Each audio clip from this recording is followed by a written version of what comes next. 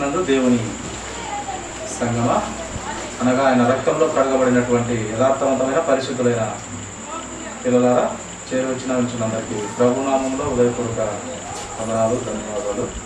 అలాగే సమయం ముందు ఆయన పరిశుద్ధాత్మ దేవుని ఆలోచనలు లేక తండ్రి అయిన దేవుడు లేక కుమారుడు ఈ యొక్క గ్రంథంలో వ్రాయించిన మాటను మనము శ్రద్ధ పెట్టి మనము ధ్యానించుకున్నామండి. అపొస్తలుడైన పౌలు గారు తిమోతికి రాసిన 2వ పత్రిక 3వ అధ్యాయం 2వ వచనం మరొక సూరి చదివినట్లయితే మంచిది, చదవగలరు. ఎలాగనగా మనుషులు స్వార్థప్రియులు, ధనాపేక్షలు, బిక్కములాడువారు, అహంకారులు, దూషకులు, తల్లిదండ్రులకు విధేయులు, అవిధేయులు, కృతజ్ఞత లేని వారు, అపవిత్రులు. చూడండి, మనుషులను గురించి ఇక్కడ భక్తుడు పరిశుద్ధాత్మ దేవుడు గ్రంథంలో రాయించినటువంటి మాటల పేరారు. మన బ్రతుకంతా నర బ్రతుకు లేక ఈ యొక్క మనుషులమైన మానవులమైన మన బ్రతుకంతా కూడా ఇది ఇలాగ ఉంటుంది అంటూ పరిశుద్ధాత్మ దేవుడి ద్వారా భక్తుడు వ్రాయించినటువంటి మాటలు. ఎలాగుంటుందంట మన బ్రతుకు ఈ యొక్క లోకంలో? మనుషులు ఎప్పుడూ స్వార్థ ప్రియులే అంటారు. స్వార్థం నిజంగా ఎంత అధికారంలో ఉన్నా, ఎంత దేవునికి నిజంగా విశ్వాసంలో ఉన్నా స్వార్థ ప్రియులే. అందుకే లేఖనము నీతివంతుడు లేడు, ఒక్కడును లేడు అని వ్రాయబడుతూ వచ్చినది. ఎవరు లేరు ప్రియులారా, విశ్వాసులతో సహితం లేరు. కానీ మనము ఎప్పుడు నీతిమంతులం అవుతాము అంటే మన చివరి ఊపిరిపోయిన తర్వాత అప్పుడు దేవుడు డిసైడ్ చేస్తాడు. లేక ఈ లోక మనుషులు కూడా ఒక అంచనా ప్రకారము పర్వాలేదు, ఏదో ఒక మాట అయితే వస్తుంది కదా మనిషి పోయిన తర్వాత. ఉన్నంత సేపు ఏముండదు, కానీ పోయిన తర్వాత అతని కొన్ని క్రియలు నెమరు వేసుకుంటారు, జ్ఞాపకం చేసుకుంటారు.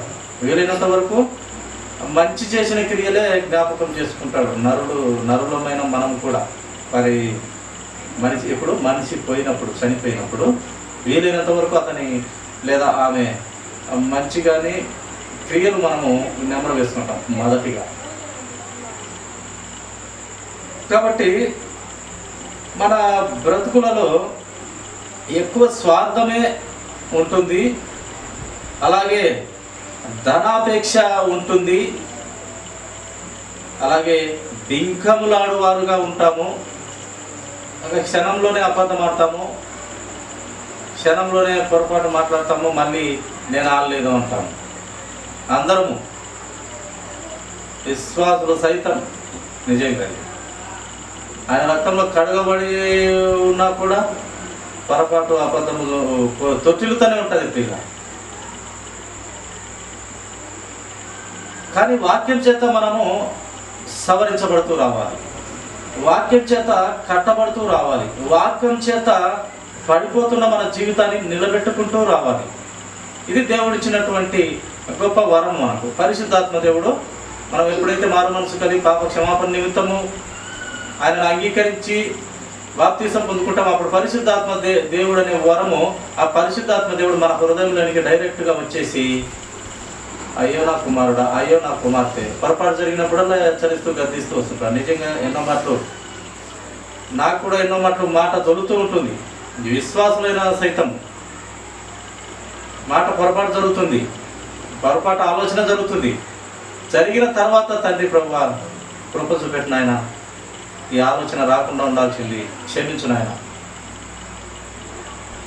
అని మళ్ళీ పరిశుద్ధాత్మ దేవుడు హెచ్చరించడం ద్వారా మళ్ళీ ఈ యొక్క క్షమాపణ, మళ్ళీ ఆ యొక్క తప్పును దిద్దుకునేదానికి ఈ వాక్యము మనకు పనిచేస్తూ ఉంటుంది. ఈ యొక్క గొప్ప మందు ఈ వాక్యము, దేవుని వాక్యం మనకు మందు. ఈ పాపం అని మన జీవితాలలో ఈ మందు వేసుకుంటూ ఉండాలి. ఈ యొక్క టాబ్లెట్, వాక్యం అనే టాబ్లెట్ వేసుకుంటూనే ఉండాలి, బ్రతుకు మార్చుకుంటూనే ఉండాలి, దిద్దుకుంటూ ఉండాలి. దేవునికి క్రమంలో బ్రతకనికి ఈ యొక్క లోకంలో మన బ్రతుకంతా, మన అనుభవ జీవితం అంతా జాగ్రత్త కలిగిన బ్రతుకు వాక్యం ద్వారా దిద్దబడుతూ రావాలి. అప్పుడు మనము చివరి ఊపిరిపోయిన తర్వాత మనం అప్పుడు దేవుడు డిసైడ్ చేస్తాడు, ఇతను దేవుని కోసం బ్రతికినటువంటి వాడా, దేవుని లో ఏర్పరచుకున్నటువంటి ఆ మనుషులందరము కూడా నా కోసం బ్రతికినాడా లేదా, నా యొక్క ఆలోచనలు నెరవేర్చినాడా లేదా, నా చిత్త ప్రకారం బ్రతికినాడా లేదా అని అప్పుడు ఇస్తాడు మనకు దేవుడు. నిజమైన విశ్వాస కాదని అప్పుడు ఇస్తాడు. అంతసేపు ఎంత గొప్ప విశ్వాసంలో ఉన్నా, ఎంత గొప్ప నిరీక్షణ ఉన్నా, పట్టుదల ఉన్నా, ఓర్పు ఉన్నా, ఎంత నమ్మకము విశ్వాసం ఉన్నా కూడా మనము తొట్టిల్లుతూ ఉండే జీవితమే ప్రియులారా. అందుకే ఇక్కడ భక్తుడు రాయిస్తూ వచ్చినాడు, స్వార్థ ప్రియులము, ధనాపేక్షలను, బింకంలాడు వారును, అహంకారంతో ఉంటారు, అలాగే దూషకులుగా ఉంటారు, తల్లిదండ్రులకు అవిధేయులుగా ఉంటారు, కృతజ్ఞత లేని అపవిత్రులయ్యా అంటూ వాక్యం రాయబడుతూ వచ్చినారు. అది మన ఇచ్చినటువంటి దేవుడు యొక్క మాటలు. అది మన నరులమైనటువంటి మన ఆలోచనలు చెడ్డవి, బాల్యం నుంచి చెడ్డలు అన్నట్టు, నీతిమంతులు లేరు ఒక్కరూ లేరు అన్నట్టు, నేను దృష్టించి చూసిన ఎడల, యేసుక్రీస్తు ప్రభువారు లేక తండ్రి అయిన దేవుడు పరిశుద్ధాత్మ దేవుడు, నేను దృష్టించి చూసిన ఎడల ఎవరయ్యా మీలో నీతిమంతుడు, నేను కరెక్ట్గా దృష్టి నిలిపి మిమ్మల్ని పరిశీలించినట్లయితే మీలో ఎవరన్నా పరిశుద్ధుడు ఉన్నామో నాకు చూపండి అంటున్నాడు దేవుడు. నేను చూచి ఉన్నంత మాత్రాన మీరు పవిత్రులుగా కనపడుతున్నారేమో, కానీ మీలో ఎవరు నిజానికి లేరు అని దేవుని వాక్యము ఆ యొక్క అర్థంతో మనకు తెలియబడుతుంది. దృష్టించి చూసిన ఎడల ఎవరయ్యా మీలో పరిశుద్ధుడు, ఎవరయ్యా మీలో నీతిమంతుడు, ఎవరయ్యా మీలో యథార్థవంతుడు అని దేవుని వాక్యం కనపడుతుంది. మనం ఎంత నీతిగా బ్రతికిన దేవుని దృష్టికి మురికి గుడ్డలుగానే ఉన్నాం. కనుక అది మన కెపాసిటీ దేవుడు ఇచ్చినది. అందుకే దేవుడు చాలాసార్లు ఆయన పుట్టించుకున్నందుకు సంతాపపడి, మనం ఈ విషయము చాలా మాటలుగా వినబడుతూ ఉంటుంది. ఎన్నో మాటలు దేవుడు హృదయంలో నొచ్చుకొని, చాలా మాటలు నొచ్చుకొని 2 మాటలు జనాన్ని ఆయన సంహరిస్తూ లేదా చంపుతూ, ఒకసారి వర్షం ద్వారా, ఒకసారి అగ్ని చేత చంపుతూ వచ్చినాడు. ఎందుకంటే మన బ్రతుకుది ఇలాంటి బ్రతుకు, ఇలాంటి క్రియలతో ఉన్నది మన బ్రతుకు. ప్రపంచమంతా ఆ నోవాహు కాలంలో 8 మందిని మాత్రమే, ఆ కుటుంబాన్ని మాత్రమే రక్షించి అందరినీ చంపేసినాడంటే మన నరులమైన మన బ్రతుకు ఎలా ఉన్నదో మనము గుర్తించాలి. ఒక్క కుటుంబాన్నే కాపాడినాడు దేవుడు. అప్పుడు అందరం పనికి వాళ్ళము. అప్పుడే కాదు, ఇప్పుడు కూడా పనికి వాళ్ళగానే ఉన్నాము. అందుకే ఆ పనికిమాల తత్వంలో నుంచి, లేక ఆ యొక్క చెడు సాతాను బంధకాలలో నుంచి మనం విడిపించబడాలి అంటే అది ఒక వాక్యానికే, లేక దేవుని నోట నుండి వచ్చినటువంటి ఆ మాటకే ఆ యొక్క పాపాన్ని మనం జయించగలం. ప్రియులారా, పాపాన్ని జయించాలంటే ఏం చేయాలైనా, ఎలా మనం జయించగలము? దేవుని నోట నుండి వచ్చినటువంటి మాట చేత మన బ్రతుకులు దిద్దుకుంటూ, మార్చుకుంటూ, మన చివరి ఊపిరి వరకు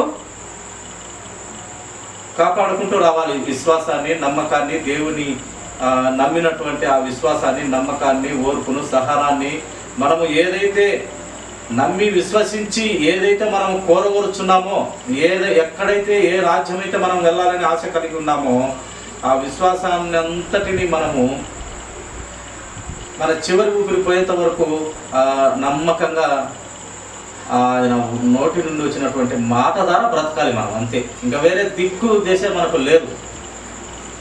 ఆయన నోటి మాటే అనగా సత్యమైనటువంటి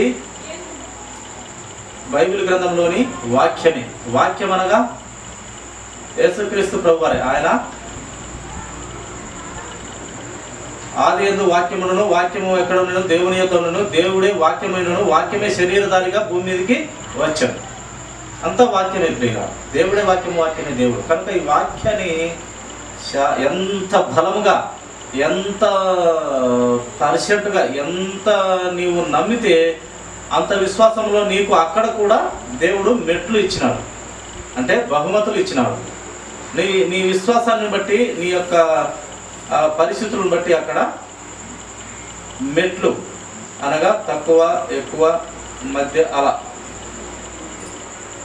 నీకు ఎక్కువ విశ్వాసం ఉంటే, 100కి 100 పార్లు విశ్వాసం ఉంటే ఎక్కడ ఉంటావు? ఎక్కడ మనం ఆయన సన్నిధిలో ఆయన రాజ్యంలో ఉండాలనుకున్న ప్లేస్లో ఎక్కడ ఉంటాము అంటే 100% సార్లు విశ్వాసంగా బ్రతికినట్లయితే ఆయన సింహాసనంలో ఉంటామంట.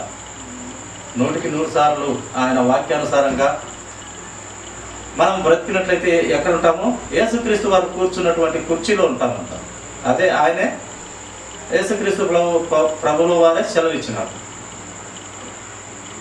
నువ్వు చక్కగా లోకాన్ని జయించి బ్రతికినట్లయితే నా సింహాసనాన్ని ఇవ్వటం కూడా నేను వెనుకాడను, ఇస్తాను అని చెప్పినాడు. కనుక మనము అంత 100% ఒకవేళ లేకపోయినప్పటికీ యేసుక్రీస్తు వారు అన్నట్టు ఆవగించేంత విశ్వాసంతో ఉన్నా కూడా నీకు చాలా అద్భుతాలు చేయగలవు నీవు అని దేవుని వాక్యం తెలియపరుస్తూ ఉన్నది. కనుక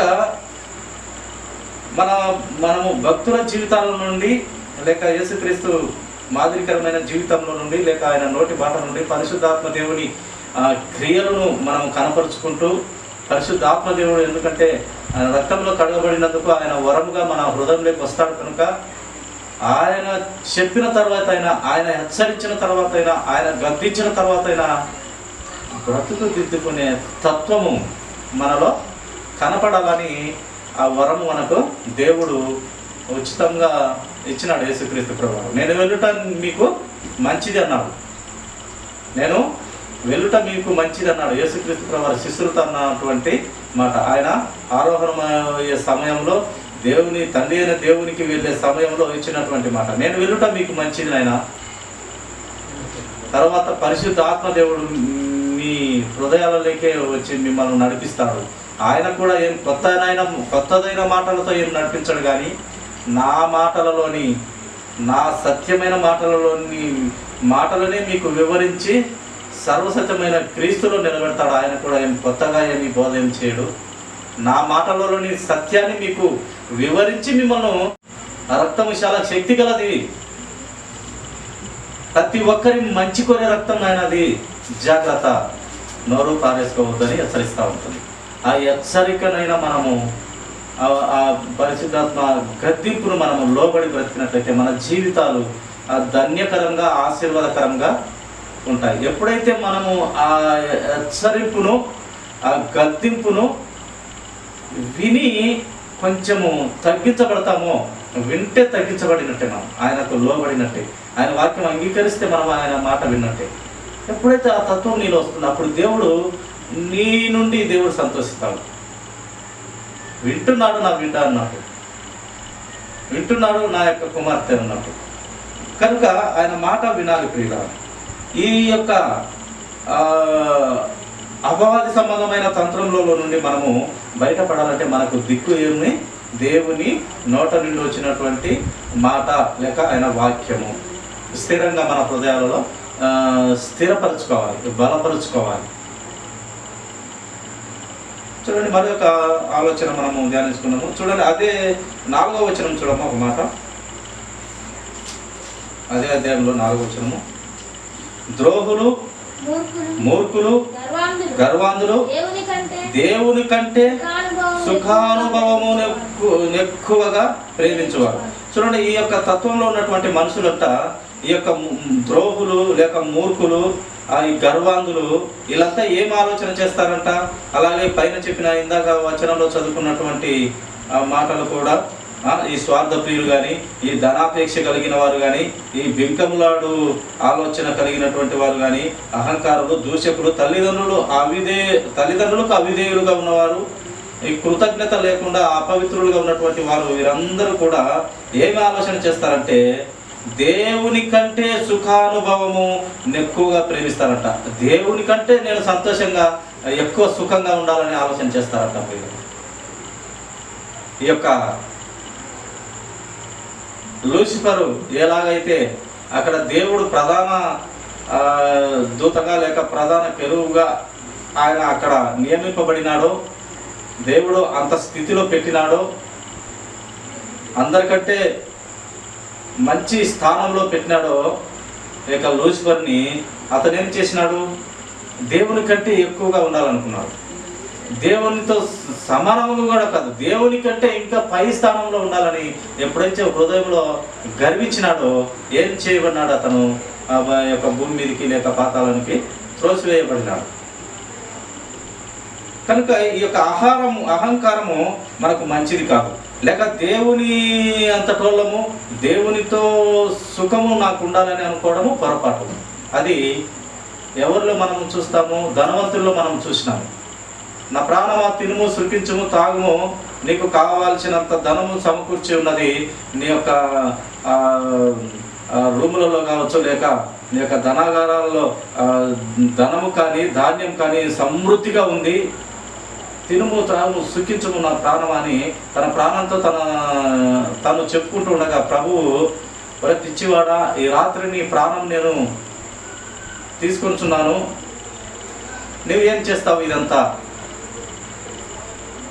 అని ఆయన ఆ యొక్క ధనవంతుణ్ణి అహంకారాన్ని అణిచివేటకు ఆయన మనకు గ్రంథంలో రాయించినటువంటి గొప్ప ఉపమానం. ప్రియుల,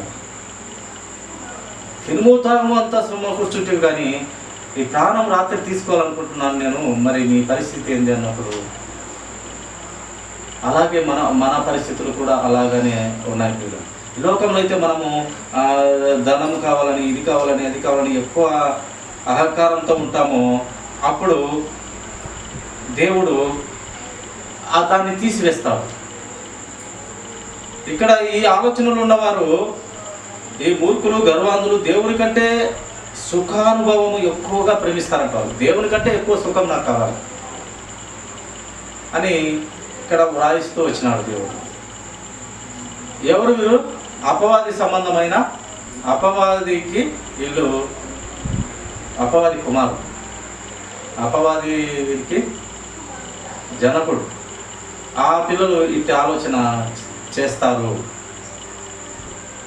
అని ఇక్కడ దేవుడు వ్రాయిస్తూ వచ్చినాడు పిల్లల. కనుక మనము ఈ యొక్క దేవుని కంటే ఎక్కువ సుఖానుభవము ఉండాలని అట్టి ఆలోచన ఉండకూడదు. కానీ ఒక లూసిఫర్ లాగా గర్వపడకూడదు. కానీ మనకు ఎంతలో దేవుడు మనకు కృపనిచ్చాడో, నీవు ఎంతలో పిలువబడితేవో అంతలోనే నీవు దేవుని పని చేయాలి. ఎక్కువగా మనము అహంకారముగా నడుచుకున్నట్లుగా మనము ఉండకూడదు అని వాక్యం మనకు మన బ్రతుకులను మార్చుకుంటూ దేవుడు గ్రంథంలో వ్రాయించి ఉన్నాడు. ప్రియుల, చూడండి, అపొస్తలుడైన పౌలు గారు తెస్సలోనికలకు రాసిన 2వ పత్రిక మాట మనము చూస్తాము.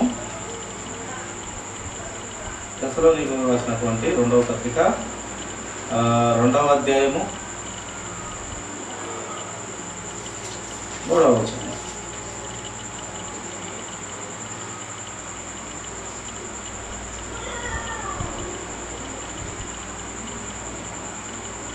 రెండవ అధ్యాయము 13వ వచనం. 2వ తెస్సలోనికలకు రాసినటువంటి పత్రిక అపొస్తలుడైన పౌలు గారు 2వ అధ్యాయము 13వ వచనం తీసినట్లయితే చదవవచ్చు. ప్రభు వలన ప్రేమింపబడిన సహోదరులారా, ఆత్మ మిమ్మును పరిశుద్ధ పరచుట వలనను మీరు సత్యమును నమ్ముట వలనను రక్షణ పొందుటకును దేవుడు ఆది నుండి మిమ్మల్ని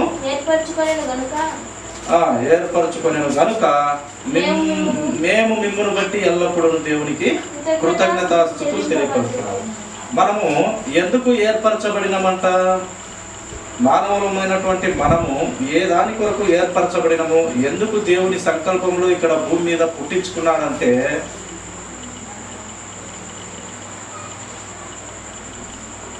మీరు సత్యమును నమ్ముట వలనను రక్షణ పొందుటకు దేవుడు ఆది నుండి మిమ్మల్ని ఏర్పరచుకున్నాడు. ఆది నుండి మిమ్మల్ని ఏర్పరచుకున్నాడు. ఆదిలో ఆయన సత్యములో నమ్ముటకు, రక్షణ పొందుటకు దేవుడు ఆది నుండి మనల్ని ఏర్పరచుకున్నాడు. సత్యంలో బ్రతుకుటకు, రక్షణ పొందుకొని దేవుని కృపను పొందుకొని దేవుని కృపలో బ్రతుకుటకు దేవుడు మనల్ని ఏర్పరచుకున్నారు. ఆ ఏర్పరచుకున్న దేవుడు ఆ కృపలో భాగంగా, ఆయన రక్షణలో భాగంగా మనల్ని ఆ పరిశుద్ధులుండే పట్టణానికి చేర్చాలనుకున్నాడు, పరలోక రాజ్యం. ఆ యొక్క పరలోక రాజ్యము చేర్చాలను. చూడండి, కొలస్సీలకు రాసినటువంటి పత్రిక అపొస్తలుడైన పౌలు గారే మాట చూడమ్మా. 1వ అధ్యాయము 12వ వచనము తీసినట్టయితే మంచిది. తేజోవాసులైన పరిశుద్ధుల స్వాస్థ్యములో పాలువారగుటకు మనలను పాత్రులుగా చేసిన తండ్రికి మీరు కృతజ్ఞతాస్తుతులు చెల్లింపవలనని దేవుని బ్రతిమాలుకొనుచున్నాము. తేజవాసులు అనగా ఆ దేవదూతలు, కెరూబులు, చెరుబులు ఉన్నటువంటి లేక పరిశుద్ధులు ఉండే ఆ స్వాస్థ్యములో, ఆ పరలోక రాజ్యపు పట్టణంలో మనమనంట పాలివారం అవుటకు మనలను ఏర్పరచుకున్నాడు దేవుడు.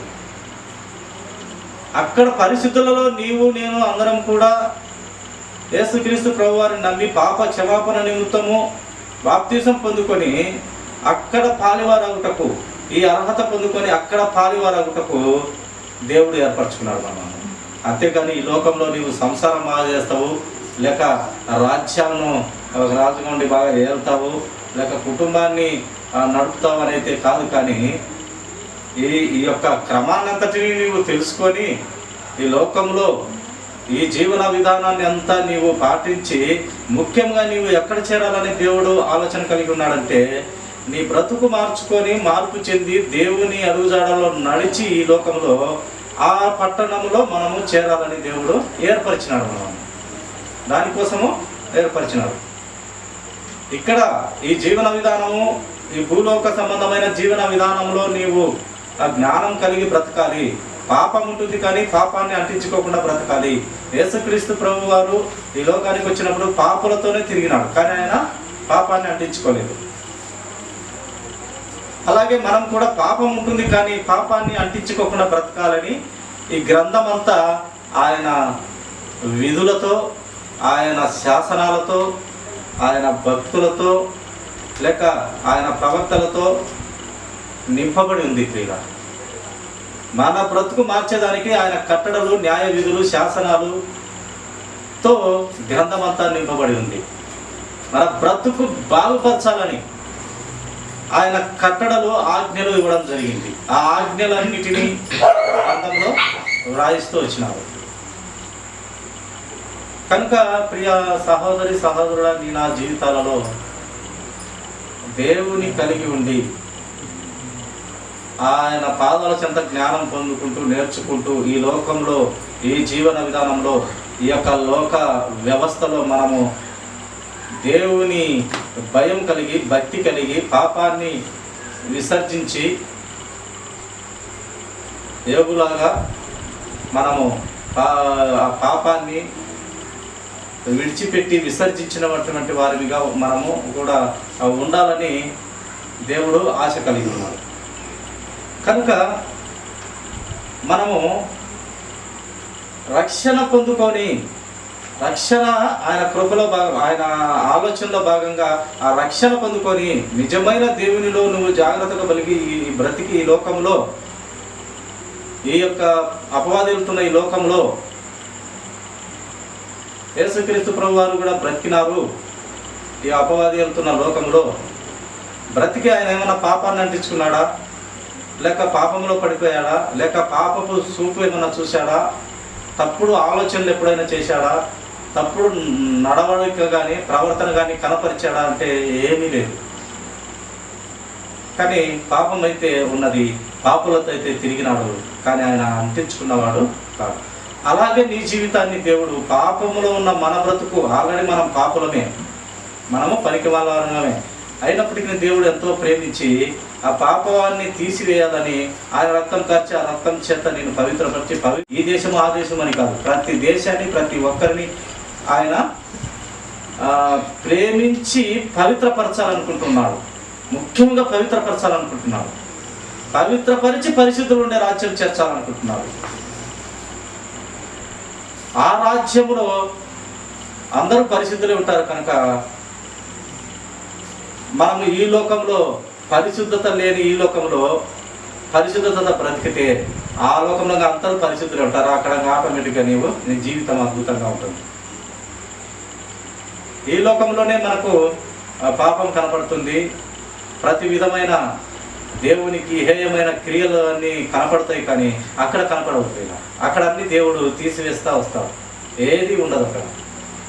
ఆల్రెడీ పవిత్రత ఉన్న, పరిశుద్ధంగా ఉన్న పిల్లలే అక్కడ ఉంటారు. ఆ పట్టణానికి నిన్ను నన్ను అందరినీ చేర్చడానికి ఆయన కృప కలిగిన దేవుడు ఎంతో ప్రేమించి ఆయన విలువైన రక్తం కల్వరి శిలువలో, ఏ తప్పు చేయనటువంటి వాడు, ఏ పాపం ఎరిగినటువంటి వాడు ఈ భూలోకంలో ఆయన 33.5 సంవత్సరములు బ్రతికి పాపాన్ని అంటించుకోకుండా లోకాన్ని జయించిన వాడుగా, లోకాన్ని జయించడమే కాదు మరణాన్ని కూడా జయించిన గొప్ప ధీరుడు, వీరుడుగా ఆయన కల్వరి శిలువలో మరణము పొంది మళ్ళీ దేవుని కుమారుడు కనుక దేవుడు మళ్ళీ ఆయనను లేపినాడనే మాటను మనము నమ్మి విశ్వసించినట్లయితే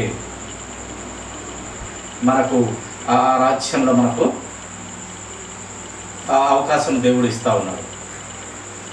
కనుక ఆ రాజ్యం వెళ్ళాలంటే ఈ పాపపు లోకంలో మనము ఆ రాజ్యంలో ఉండేది పరిశుద్ధులు కనుక ఈ రాజ్యంలో పరిశుద్ధత కలిగి దేవుని ఎలాగైతే మనకు మాదిరిగా బ్రతికి చూపించిపోయినాడో అలాగా నీవు బ్రతకాలని, ఆయన రక్తంతో కడగబడిన నీవు అలా బ్రతికితే అక్కడ అర్హులము, ఆ రాజ్యంలో అర్హులము. అక్కడ అర్హత పొందాలంటే ఇక్కడ మన బ్రతుకు బాగుండాలి ప్రియుల.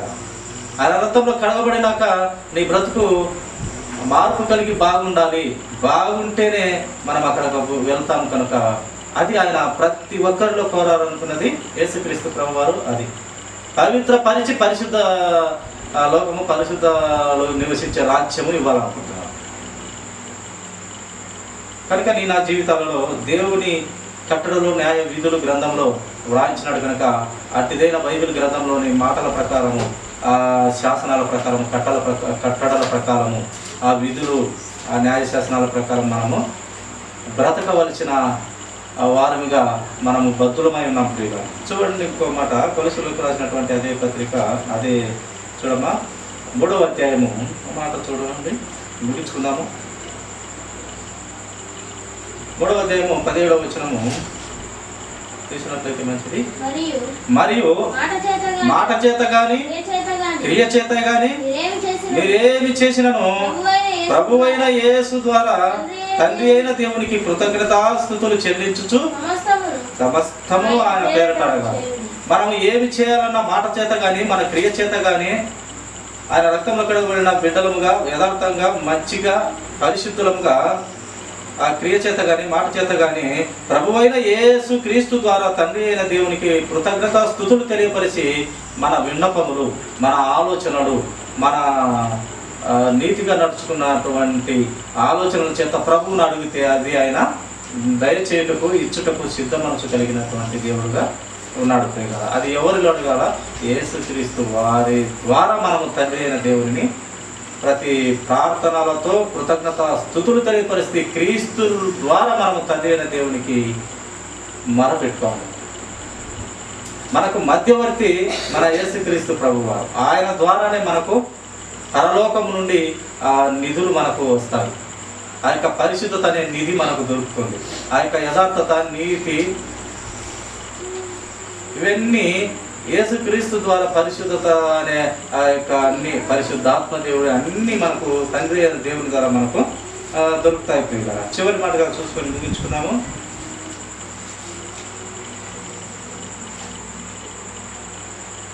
చూడండి, తెస్సలోనికీయులకు రాసినటువంటి మొదటి పత్రిక చివరి మాటగా ముగించుకున్నామండి. మొదటి పత్రిక 5వ అధ్యాయం 18వ వచనం మాట చదవమ్మా. తెస్సలోనికీయులకు రాసినటువంటి మొదటి తెస్సలోనికీయులకు 5వ అధ్యాయం 18వ వచనం. ప్రతి విషయమునందును కృతజ్ఞతాస్తుతులు చెల్లించుడి, ఇలాగు చేయుట యేసు క్రీస్తునందు మీ విషయంలో దేవుని చిత్తము. ప్రతి విషయంలో, మన కుటుంబంలో ప్రతి విషయం, ఒక రోజులో ఎన్నో విషయాలు మనకు జరుగుతాయి.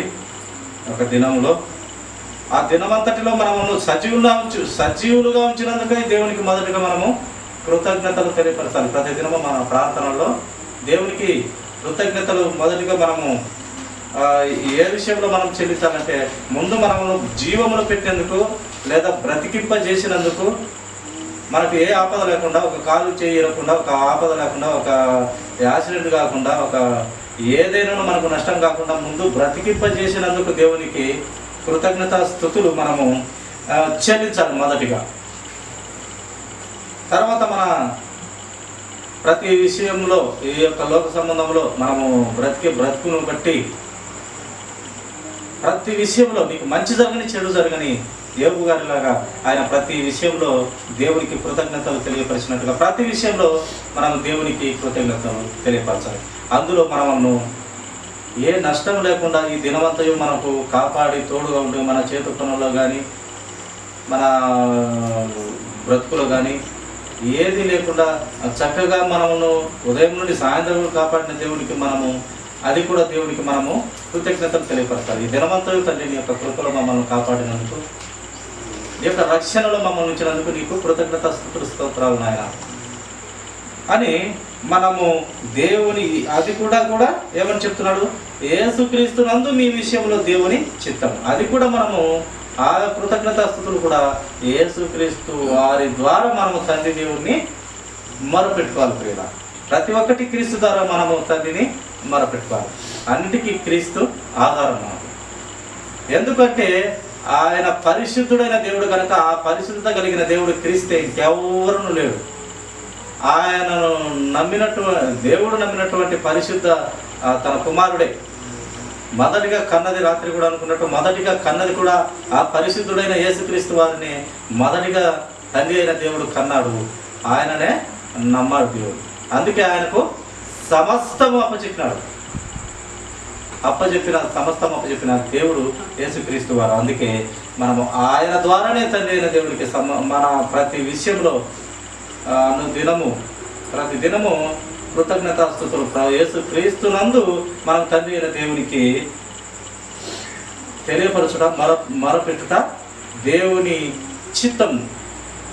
ఆ చిత్తం మనము ప్రతి దినముగా దేవునికి మనము సజీవులందుకై మనకు కుటుంబంలో కాపాడుతూ వస్తున్నందుకై ఏదైనా జరగని, మంచిగా జరగని చెడే జరగని, అది ఆయన చిత్తమే కనుక ఆయనను మహిమపరచబద్ధులమైనాము, ఆయనను స్తుతించబద్ధులమైనాము, ఆయనను గణపరచ ఆరాధించ అన్నిటికీ మనము ఆయా పవిత్రుడైన దేవుణ్ణి గణపరచనీకే మనము పుట్టించుకున్నారు. పవిత్రుడైన దేవుణ్ణి మహిమపరచనికే మనం పుట్టించుకున్నారు. పవిత్రులుగా మనం ఆయన్ను మహిమపరిస్తే ఆ పరిశుద్ధ దేవుడు అనంతమైన ఈ లోకాలను అన్నిటినీ పవిత్రపరుస్తూ ఉంటాడు. ఆయన అట్టి దేవుడిని మనము ప్రతిదినము కృతజ్ఞతాస్తుతులు యేసుక్రీస్తునందు మనం తండ్రి అయిన దేవుడికి మొరపెట్టుకుంటూ ఆయనను మహిమపరచాలి, గణపరచాలి, ఆరాధించాలి, పూజించాలి, కొనియాడాలి. దేవుడు కొద్ది మాటలు దీవించిన కదా తల వచ్చినట్టు చిన్న ప్రార్థన.